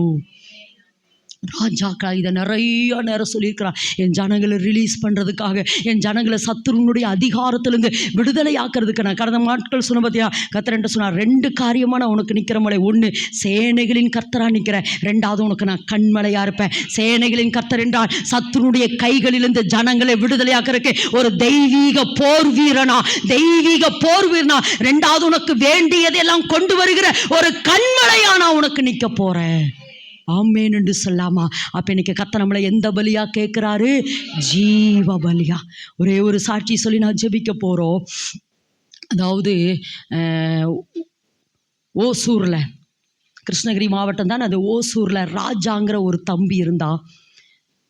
கோட்டப்பட்டி என்கிற கிராமத்தில் ராஜாங்கிற ஒரு தம்பி நடந்த சம்பவம். ராஜாங்கிற ஒரு தம்பி இருந்தால் அவன் ஏசப்பாவை ஏற்றுக்கொண்டான். சின்ன ஒரு 10ஆம் வகுப்பு படிக்கிற பொழுது ஏசப்பாவை ஏற்றுக்கொண்டான். அப்பத்துலேருந்தே அவனுக்கு அந்த துடிப்பு, ஒவ்வொரு கிராமமாக போய் என்ன செய்யணும், ஒவ்வொரு கிராமமாக போய் சுவிசேஷத்தை சொல்லணும்னு சொல்லி அவன் ஸ்கூல் முடிஞ்சு வந்த உடனே அவன் என்ன செய்வானா, ட்ராக்ஸ் எடுத்துகிட்டு ஒவ்வொரு கிராமமாக போய் என்ன செய்வான், சுவிசேஷத்தை சொல்ல போயிடுவான். இதே டெய்லி செய்வான். அவன் 4 மணிக்கு ஸ்கூல் விட்டு வருவான், ஒரு 1/2 மணி நேரம் 1 மணி நேரம் அப்படியே ரெஸ்ட் எடுப்பான். எடுத்துகிட்டு ஒரு 5 மணிக்கு அவன் என்ன செய்வானா, ட்ராக்ஸ் எடுத்துகிட்டு வீட்டுக்கு ஒவ்வொரு கிராமமாக போய் கொடுத்துட்டு 8 மணிக்கு வீட்டுக்கு வருவான். அதுக்கப்புறம் வீட்டு பாடங்களை செய்வான், சாப்பிடுவான், தூங்குவான். இதே தான் ரெகுலராக அவன் செஞ்சுட்டே இருந்தான். அப்படி ஒரு நாள் அவன் ஸ்கூல் விட்டு வந்து ட்ராக்ஸ் எடுக்கிற பொழுது அவனுக்குள்ள ஒரு உணர்வு வந்தது, இன்றைக்கி உட்காந்து ஜெபிக்கணும் அப்படின்னு சொல்லிட்டு அவனுடைய அறையில் இந்திய மேப் இருந்தது. அப்போ அந்த மேப்புக்கு முன்னாடி முழங்கால் படிக்கிட்டு ஏன்னா ஆவியானவருடைய நடத்துதல் படி ஜெபிக்க ஆரம்பித்தான். முழங்கால் படிக்கிட்டு, ஆண்டவரே இந்திய தேசத்தை ரட்சியுன்னு சொல்லி அந்த பாரப்பட்டு இந்திய தேசத்துக்காக ஜெபிக்கிறான், அழுகிறான்.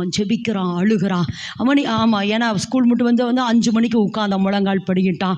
அப்போ அவங்க அம்மா கேட்டாங்க, டீ சாப்பிட்லையாப்பா அப்படிங்கிற பொழுது, இல்லைம்மா எனக்கு ஜெபிக்கணும்னு தோணுது, நான் என்ன செய்யற ஜெபிக்கிறேன்னு சொல்லி முழங்கால் படிக்கிட்டு ஜோ பண்ணிட்டு இருந்தா. மணி 8 ஆச்சு, எப்பா சாப்பிடலையா அப்படிங்கிற பொழுது, இல்லைம்மா எனக்கு சாப்பிட பிடிக்கல. அப்படி ஒரு சில நேரங்கள் இருக்கும், எனக்கு சாப்பிட பிடிக்கலம்மா, நான் கொஞ்ச நேரம் ஜெபிக்கிறேங்கிற பொழுது ஜோ பண்ணா. 8 ஆச்சு, 9 ஆச்சு, 10 ஆச்சு. அவங்க அம்மா மறுபடியும் கதவை திறந்து வந்து பார்த்தாங்க. அப்போவும் அதே நிலையில் முழங்கால் படிக்கிட்டு அந்த இந்திய மேப்புக்கு நேராக கையை உயர்த்தி ஜோ பண்ணிகிட்டே இருந்தா. 10 ஆச்சு, 11 ஆச்சு, 12 ஆச்சு. அவங்க அம்மா கதவை திறந்து பார்த்தாங்க. அதே நிலையில் அவன் உட்காந்து முழங்கால் படிக்கிட்டு கதறி இந்திய தேசத்துக்காக ஜோ பண்ணிட்டு இருந்தா. ஆமாம் அம்மா, 12 ஆச்சு, 1 ஆச்சு, 2 ஆச்சு, 3 ஆச்சு, 3 மணிக்கு பார்த்தாங்க. அப்பவும் அதே மாதிரி ஜோ பண்ணிட்டு இருந்தா. வெடித்தால 5 மணி ஆச்சு. இன்னும் இவன் என்ன செய்யல, ஜெபத்தை முடிக்கலையே, இன்னும் இவன் தூங்கலையே, இனி அவன் ஸ்கூலுக்கு ரெடி ஆகணுமேனு சொல்லிட்டு அவங்க என்ன செஞ்சாங்கன்னா, கதவை திறந்து உள்ளே வந்தாங்க. அதே பொசிஷனில் முழங்கால் படிக்கிட்டு ஜோ பண்ணிட்டு இருக்கிறது போல இருந்தது. இவங்க அம்மா ஏன் தம்பி நீ ஸ்கூலுக்கு போகலையான்னு இப்படி தொட்டதான் அப்படியே சாஞ்சிட்டான். மரித்தவராய். எப்போ தெரியுமா அந்த என்ன சொல்கிறதுனா, அந்த இறப்பு எப்போ தெரியுமா வரும், அந்த பாரங்கள் உள்ளே வரப்போ இயேசு கிறிஸ்துவோட ரத்த நாளங்கள் வெடிச்சிச்சு பார்த்தீங்களா. அப்போ அந்த பாரம் இந்தியமே, ஏன்னா ஒரு சில அந்த பாரங்கள் இருக்கும் பாருங்கள், அந்த பாரத்தை அப்படியே என்ன செஞ்சா, உள் வாங்கி அந்த பாரப்பட்டு ஜெபித்து அவன் என்ன செஞ்சா, அப்படியே மரித்தவனாய் இருந்தான். மற்ற எல்லா காரியங்கள் நடந்தது. இன்றைக்கி நீங்கள் பார்த்தீங்கன்னா ஒரு ராஜாவினுடைய மரணம். இன்றைக்கி முழங்கால் நின்று ஜெபிக்கிற முழங்கால் யுத்த வீரர் எல் ஜோசப்ப பாஸ்டர் கர்த்தர் எழுப்பி இருக்கிறாருமா. அந்த ஓசூர் எதுக்கு இதை சொல்கிறேன்னா, ஒரு மனுஷனுடைய கிரயம், எல்லாரும் ஆமென் என்று சொல்லலாம், ஒரு மனுஷனுடைய கிரயம். அவன் இன்றைக்கு முழங்காலில் நின்று ஜெபித்த அந்த ஜெபத்தினுடைய வல்லமை செத்து போகலிங்க. இன்றைக்கி கர்த்தர் அந்த ஓசூர் மாவட்டத்தில் முழங்கால் யுத்த வீரர் என்கிறதான ஒரு பெயர் எடுக்கக்கூடிய பாஸ்டர் எல் ஜோசப்ப கர்த்தர் எழுப்பி சுற்றி இருக்கிற கிராமம் மாத்திரமல்ல, இன்டர்நேஷனல் அளவுக்கு முழங்கால் யுத்த புத்தகங்களை எழுப்பி அந்த ஜெபிக்கிற அபிஷேகத்தை தேசத்துக்குள்ள அந்த மனுஷனை கொண்டு கர்த்தர் கடத்தி கொண்டிருக்கிறார். ஏன் தெரியுமா, ஒரு மனுஷனுடைய ஜீவ பலி அநேகரை இன்னைக்கு எழுப்பி இருக்குதுமா. எல்லாரும் அப்படி எழும்பி நிற்கலாமா, எல்லாரும் அப்படி எழும்பி நிற்கலாமா. இதை எதுக்கு சொல்கிறேன்னா,